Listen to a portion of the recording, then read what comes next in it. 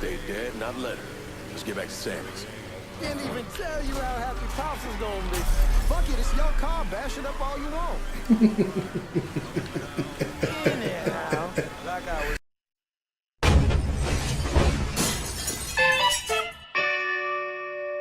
Hello Internet, welcome to Games Done Wrongish. Today we'll be taking a look at the free PS4 games granted via your PlayStation Plus subscription. I am aware that you can also get the PSVR game Here They Lie and the party game that can be played on your mobile phone, Knowledge is Power, but neither of those games fit these types of videos for me and would not work in this format, I feel. As such, I will only be concentrating on the standard PS4 games, which are Dead by Daylight and Mafia III. So let's take a look at those. Dead by Daylight is not what I thought it was. I honestly always thought of Dying Light whenever I heard this game mentioned or spoken of. So much so that my mind had decided they were the same game. How wrong I were. Only by picking this up and playing it via my PlayStation Plus subscription did it all become clear to me. Dead by Daylight is instead a 4v1 game, or a 1v4 game, depending on how you look at it. You can either play as a survivor, optimistic name if you ask me, or the killer, which is a bit more like it. Your roles when playing as either are obviously reversed. I had a slight issue playing this game and creating this video from that footage. For some reason the PlayStation 4 does not allow me to use a headset and output sound via HDMI at the same time. Therefore, if I wanted to join a group and chat with my teammates to work out a strategy, I could not direct the sound via HDMI and therefore my capture card would not record any sound. As I was streaming to Twitch while I played it, that was not an option. As such, I decided I would forego talking and opt for sound on Twitch. This meant I was basically playing solo in an online multiplayer game. Due to this, I decided I would be better off playing as the killer than I am solo anyway, and out to kill the rest of the players. This was fun for the most part. I ran around a type of hospital or asylum area as the hillbilly character, which is a chainsaw wielding character running after the 4 players who all seem to have chosen the same survivor. I caught 3 of them I think, or perhaps the same guy 3 times. I thought that I had to just knock them down and carry them to a meat hook, put them on it, and then that was it, they were out of the game. The reason I came to this conclusion is because when you knock down a survivor initially, you are able to pick them up and then carry them towards a hook. During this time though, they can wriggle and break loose, and if they break loose, you are temporarily stunned for a moment before coming to your senses and being able to turn around and try to decipher which way they ran. So I thought once I had got them knocked down and actually got them to the hook, that was it, they were out of the game. This was not the case. And while I was off searching for the rest of the party, they were able to sneak over to my original victim and pick them up off the hook and rescue them. So the game ended with me killing 1 so-called survivor and the other 3 getting away, as I only found out what to do when it was too late. As the killer, you also get notified when a survivor starts to try and repair a generator. I was advised of this at the time and could see the generators highlighting on my map, but I was never sure what that meant. I will come back to it in a moment as we talk about playing as the survivor. As a survivor, your main aim is to survive, obviously, but you also need to get the generators and repair them to win. See? I told you we would get back to it. It was only when playing as the survivor I realised this. If you get to the generators and get them repaired without being killed, then you'll be able to exit the level via the electronic door or hatch that has been held shut the whole time. If you escape, you survive. If not, well, you get to hang out like aged meat and then finally get sucked into hell, it seems, after being punctured to death by weird mantis type claws. This bit I don't really understand.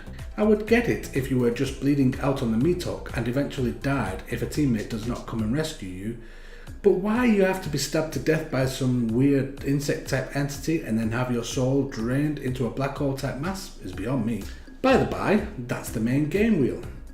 The game has 98 trophies to collect, 62 without any of the DLC.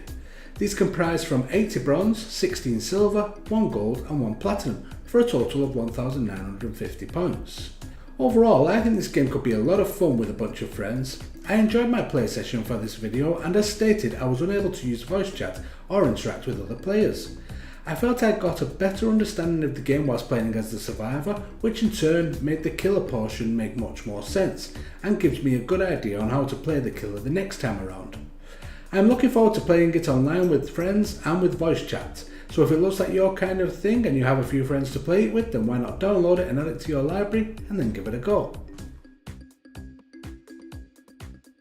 Mafia 3, whilst being part of the Mafia series, has its own story that is focused around the actions of the character Lincoln Clay.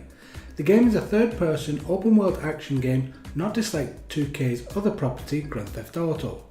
I will mention from time to time the similarities mainly because the game is produced by the same company and the fact that it feels like they have used some of the features from GTA, if not used the same engine and equipped their own assets. The game is based around a fictional US city named New Bordeaux, which itself is based on New Orleans in the 1960s.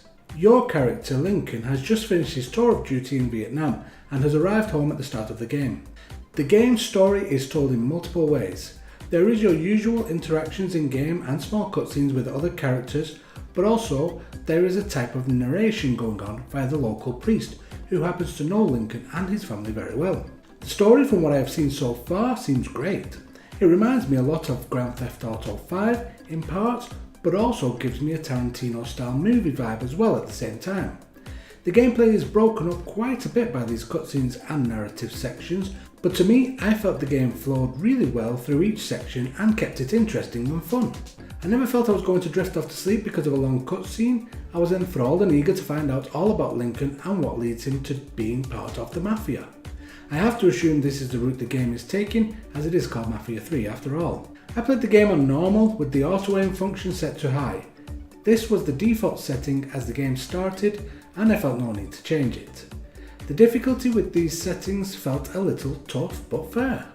If you stay out in the open with multiple enemies around you too long, you're obviously going to get shot and take a lot of damage, so don't do that. Try to stay in cover and flank your enemies. They will be caught off guard and much easier to kill. The aim assist felt just right. It was obvious it was there, but I liked that. I could spend more time thinking about where to position myself rather than aiming the perfect shot. Once I felt I was in a safe enough spot, I could let loose fairly quickly with the Snap 2 aim assist on high. The game allows you to use multiple types of guns and with other offensive items such as Molotov cocktails and grenades being thrown into the mix. Pair this with the driving of vehicles and once again you are looking at a basic GTA format with its own Mafia style story. The game has 56 trophies to collect, comprising of 50 bronze, 4 silver, 1 gold and 1 platinum. The average time to collect them all is around 30 to 35 hours.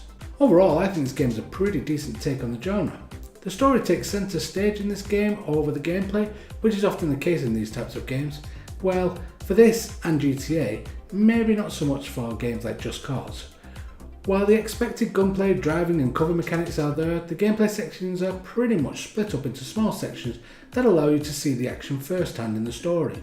The rest of the story is played out in the cutscenes and narrative, as I mentioned, and I feel it all hooks you just enough to make you want to carry on playing, which is cool in my opinion. There are collectibles as expected in a game such as this, like collecting player bar magazines and the likes, but they are just busy work for those that like to have those kind of things in these type of games. I personally could not care less about them. If you have the time to play another open world game and like to play games that focus on story and have a good one to focus on, then why not give Mafia 3 a try? It may surprise you. That wraps up this month's PlayStation Plus overview for Games Done Wrongish. If you'd like to see my 2 short play sessions of the games mentioned here, then stay tuned as they will be linked on screen in a moment. If not, then I hope you will join me again next month when I do it all again. If you like this video, please consider watching another. 2 suggestions will be on screen now. Also, if you have not subscribed already, please do so by clicking the icon in the middle of this screen. Every view and subscription will go a long way to helping the channel grow, and in turn will result in more content for you. Thank you, and until the next time, goodbye.